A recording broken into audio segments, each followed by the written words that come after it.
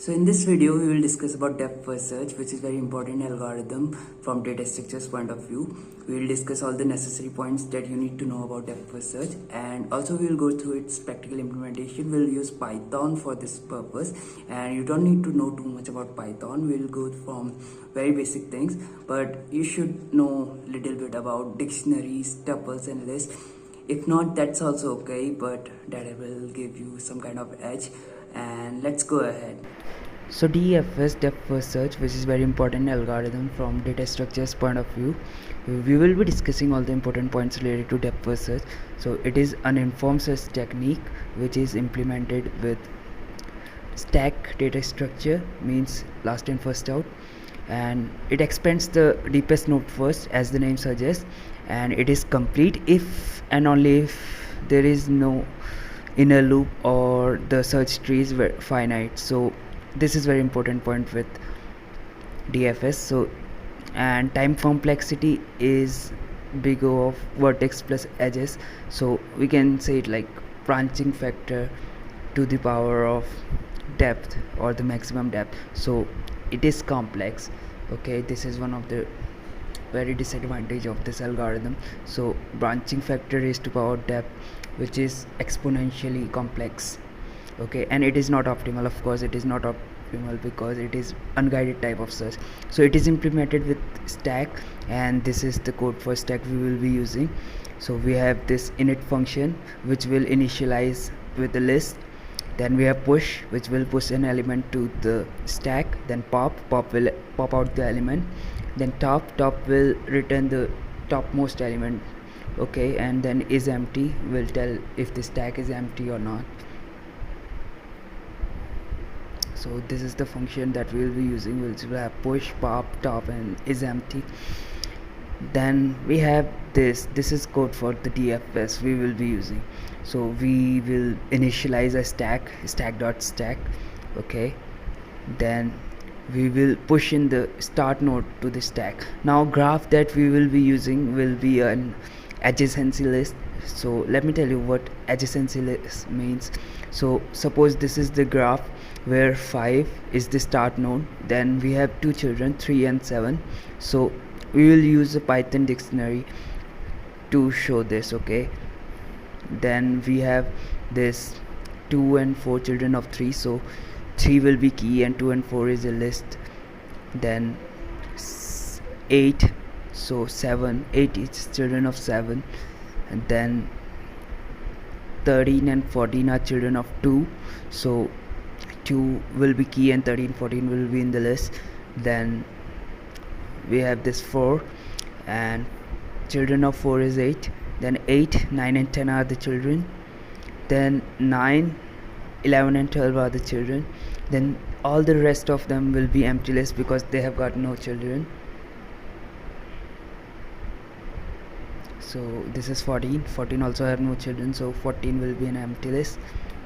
So okay, this will happen. Then we will push the start in the stack and path will be empty. Then when stack is not empty, we will initialize a loop. So okay, this is not right because yes, this is not right. So we'll use stack. Okay, so we will pop out vertex from a stack. So suppose we put start in the stack, then we have start in the stack. Okay, the topmost element, then we'll pop it out, vertex is equal to st.pop. so we pop out the element from the stack and we have got this. Then we will expand this node. So after popping the start, we will check if this vertex which we popped out recently is in path, so we'll continue if it is already in path, otherwise we will append the vertex to the existing path, and then we will push the neighbors to it. So this is the same code that we used earlier, so all the same lines. And then this is where we will initialize the loop and path will be returned. Now I'm using the same graph to demonstrate, so I'll copy this adjacency list and paste. So this is the same graph that we discussed earlier. Now we'll run this algorithm on this. Okay, so start is 5. Okay, there might be some problem. Okay, I don't know what that is, but there is a problem, I think. Wait.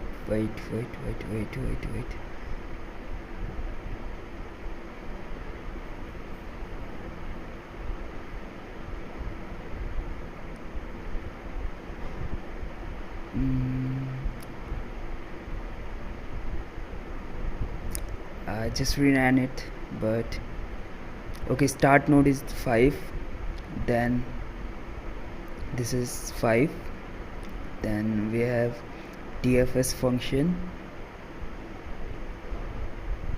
I don't know why my autocomplete is not working, but we have this DFS, then graph will be passed as first parameter, then start node. Okay, so I ran it. This is the output, so it worked correctly, but I don't know why my autocomplete options were not working. But you got it right. So I'll just copy this thing to make better illustration about that.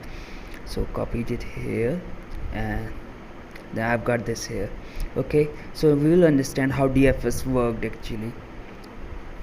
So I'll take a marker, then start node was 5, then we explored the children 7.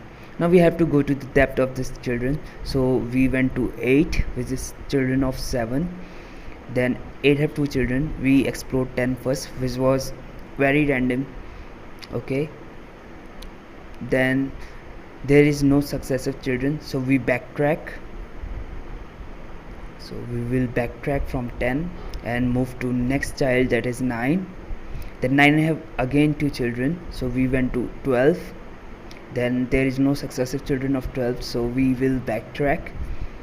So erase this path, and then we will backtrack and move to 11.